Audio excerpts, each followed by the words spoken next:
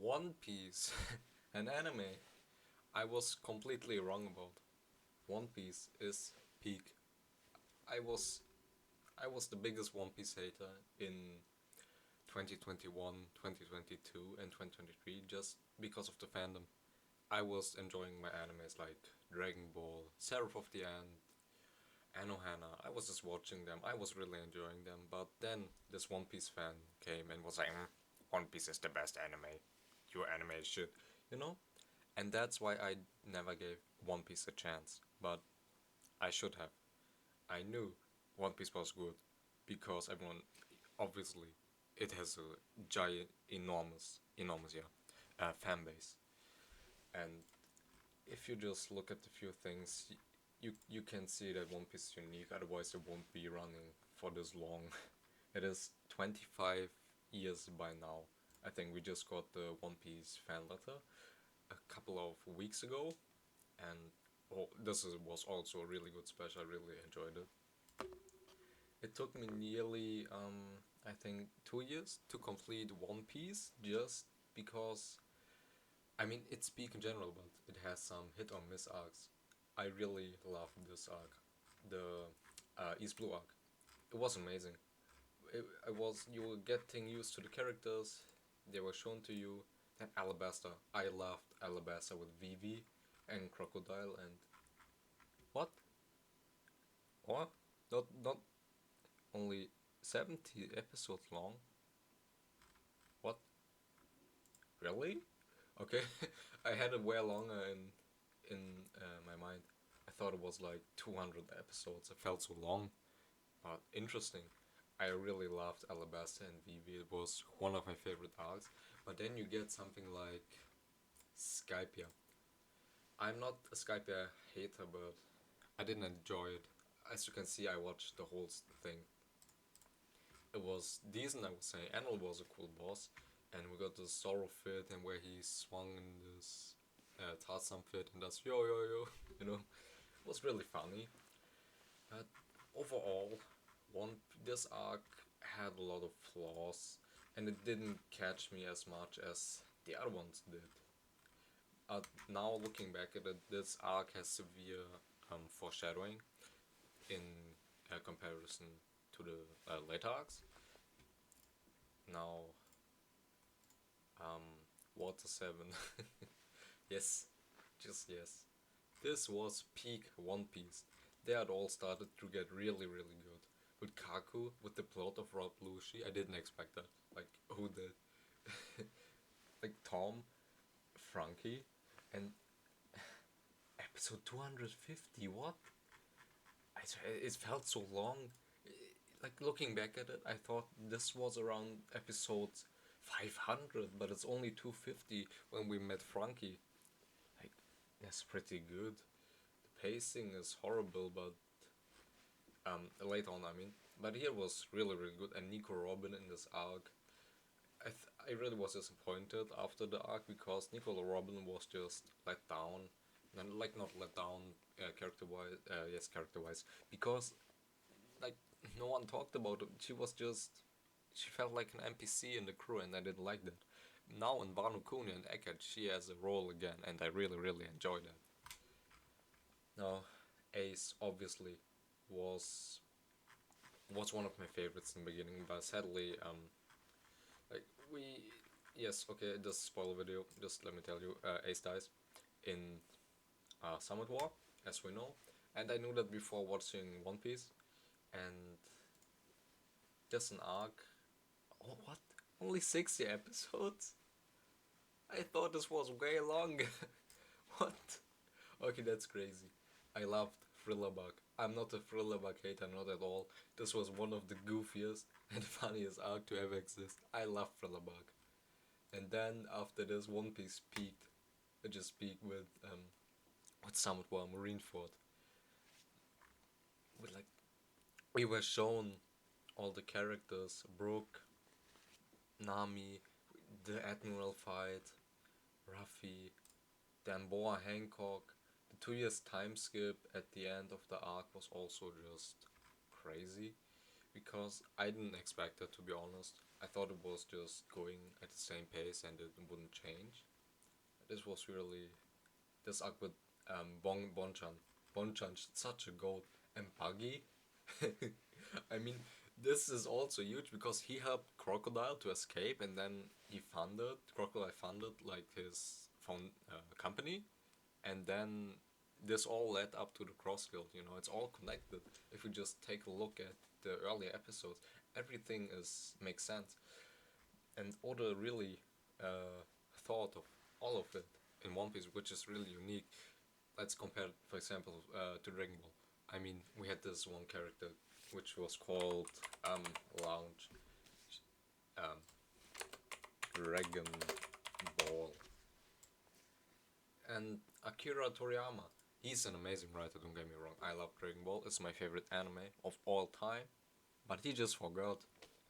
He just forgets half of the time there's like transformations exist. Like Dragon Ball 2, Super Saiyan 2, for example, and Launch. He just forgot about her. She never came back in the manga. It was so funny. And Oda, like, that's where Oda is way better at connecting the story. Like, he has the whole story in his mind from the beginning. You know that. I mean, not everything, obviously, but a lot. And this arc also, like, we saw Doflamingo here, which will be seen later in the Dressrosa arc, and then we have Whitebeard. Wow, holy, Whitebeard was such a menace. He was just there, and when he got attacked, he just slammed everyone. We knew that he can kill a Kainu, and then also Garp in the end, where he wanted to kill Sakasuki, like, and only Sengoku held him off. Damn, that gave me shivers, really. And the whole flashbacks, I think I cried during them because, oh man, if Oda can do one good thing, it's writing backstories, guys. They're just so emotional. They hurt you so bad. And also right now I'm on Egghead, and it's Kuma's backstory. And from that episode one, I knew when we saw the backstory, damn, this will break me, and it already has. So we all know how the arc ends. Ace dies. Ruffy is shocked, not shocked, like he's devastated to the ground. 2014, interesting. Okay, I didn't know that that's old. I was 9 years old there. Crazy. And Rayleigh, I love Rayleigh as well. And then they just went training for 2 years, and then now we come to my second least favorite arc in One Piece, Fishman Island. I love Jinbei. I love him, and then we get the shitty arc. It was just so boring to watch. I didn't care about the antagonist at all. It's really bad. I love the main like the main cast. The new designs were pretty amazing. Nami, Robin, Sanji, Usopp. Only thing I didn't like about Usopp, like, buff him order. You gave everyone a 2 years time skip to train, and what does he do now? Now he's still a coward. I don't like that thing. He should have been more of a hero, I would say. Uh, Overall, this arc was not interesting to me, but not bad written. I would say it was decent. Then Punk Hazard. I love Punk Hazard. We saw Law, which was just crazy. Like, you get the announcer, the new Emperor of the Sea, not Emperor. What's called? Uh, Samurai, the new Samurai of the Sea, Law, and you're just like shocked. Like, what happened during these 2 years? What the hell is going on right now? And then also Kinemon, and it's just so random. I mean, the Wano Kuni arc, it happened here, like several arcs years later, and we already know Momo and Kinemon from the beginning. And I didn't expect to be a Wano Kuni to be this good, by the way. Um, so Caesar Crown, I hate him so much. He's the worst character in One Piece, I would say. One of the worst, like child experiments, just killing everyone he likes. Wants to kill the whole island. Like, no, not good. And also the thing, after the Marineford arc, what we learned earlier is that the whole island looks like this um Sakazuki and Aokiji, they fought on this island, and then Aokiji left.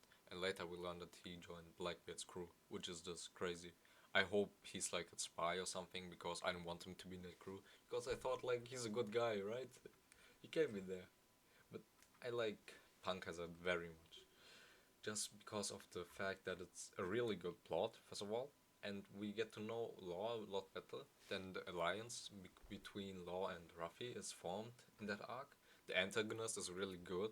The whole story is really um, thought through. Not too much or not too less is happening. That's what I really like here. Just perfect. Then the next arc, Dressrosa. Really good arc.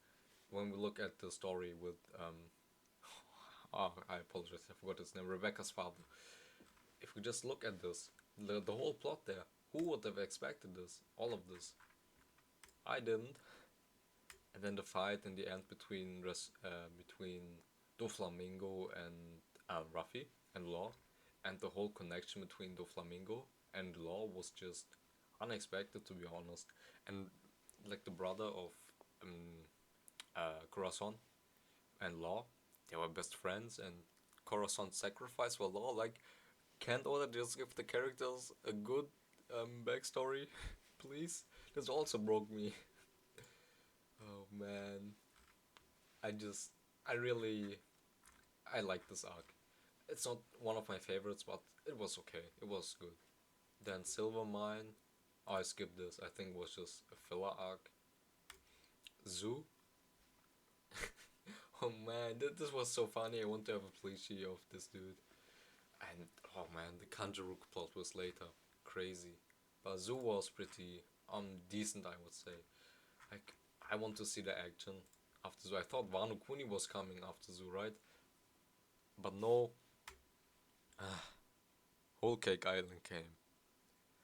And earlier I mentioned that Fishman Island is only my second worst arc in One Piece, right? Yes, this might be a hot take, but I despise Whole Cake Island, and it's it's just because of the colors. It's just so weird. I hate the colors. I hate them so much. I mean, that's I I can describe it. I just have such this arc was such a disappointment, and it was way too long. This all could have happened in like 60 episodes or 40 episodes, but no, the pacing was horrible. The Katakuri fight was pretty good, not gonna lie. It felt like a filler arc. Okay, they got Sanji, and boom, Wano Kuni happened. And Wano Kuni, it came with a bang. Like, what? What was Wano Kuni? Holy moly. Oh no, the Reverie came first. Okay, they talk, Reverie, okay, and then Wano Kuni. Okay, I think I just skipped through this. I watched all of this though. Wano Kuni came with a bang. Like, I love samurais, I love ninjas, I love this culture.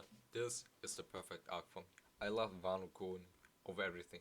We saw Ruffy, we saw Hawkins, we saw all the characters we saw previously, and now we saw like the whole thing, the whole Wano Kuni. Like, they want to protect, and then Kaido, the whole story of Wano Kuni just broke me.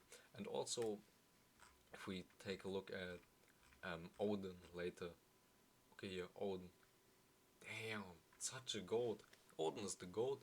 Roger also Whitebeard. We saw everything, and I hate Orochi. I hate him so much. Kaido as well. How can you be like Kaido? I really expected to see Yamato, by the way, earlier, like one of these episodes, but I mean, when did we see Yamato at here? Like, what?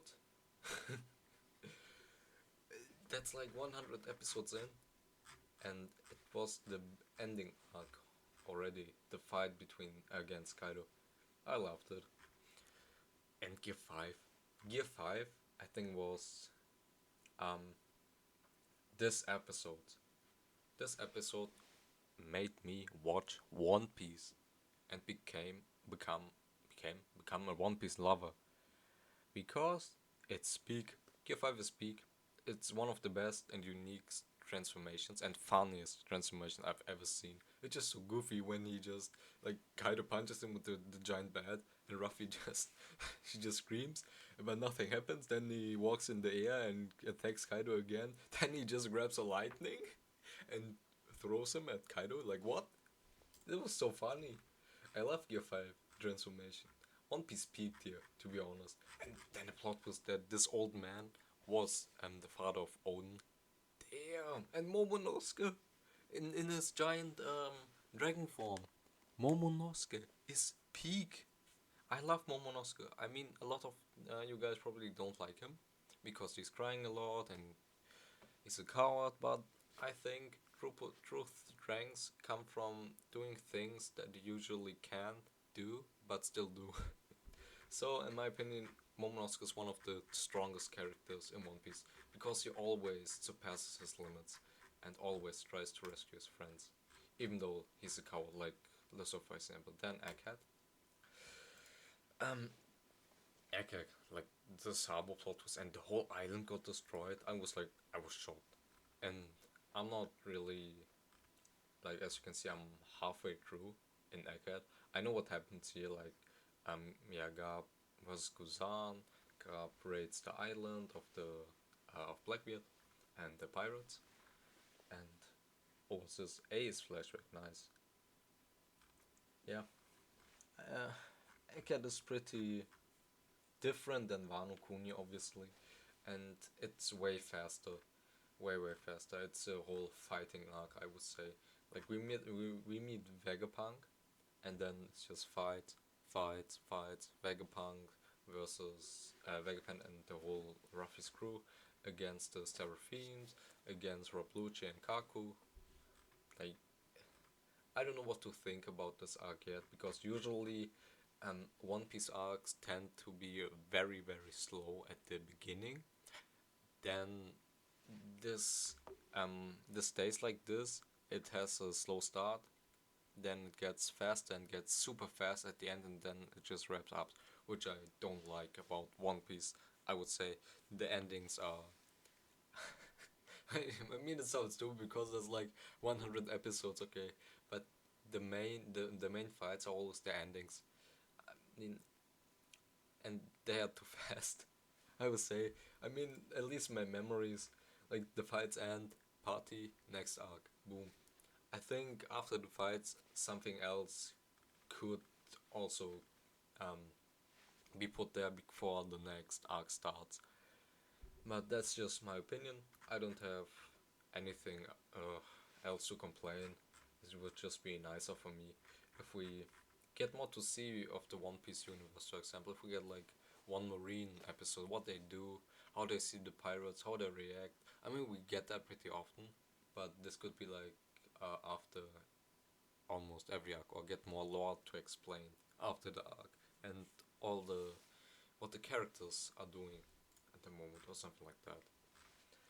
But all in all, this arc is crazy because of the power scaling we have right now. Luffy bet Kaido, the Emperor of the Sea, became a new Emperor of the Sea.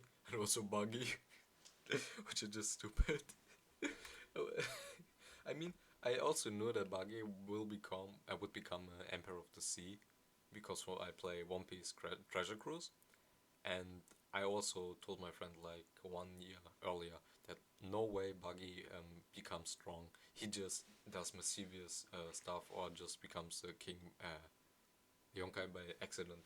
And I mean, I was right. It happened like that. And but it's just straight Ruffy in the Gear 5 form versus Rob Lucci.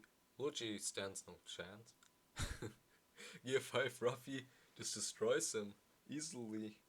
And we all know he hold back. Ruffy was just chilling, having fun, was goofy. And now the plot twist was the Seraphims. I don't know why they attacked the Vegapunks. I think it is because of Saturn somehow. But I mean, no one is on the island, right? Except them. So I know. Oh, what do I see? Shanks was used as kid. Damn. Used as kid about to get one shot. This will be funny. I think I will watch a few more episodes today of One Piece and enjoy myself with Peak, because One Piece is just an amazing show which makes a lot of fun to watch and makes you laugh. That's not what every show does. You can really laugh a lot in One Piece and it just makes you smile.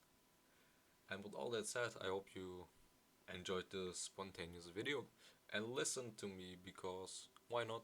I think I got interesting points, right? So, stay hydrated, guys, and goodbye.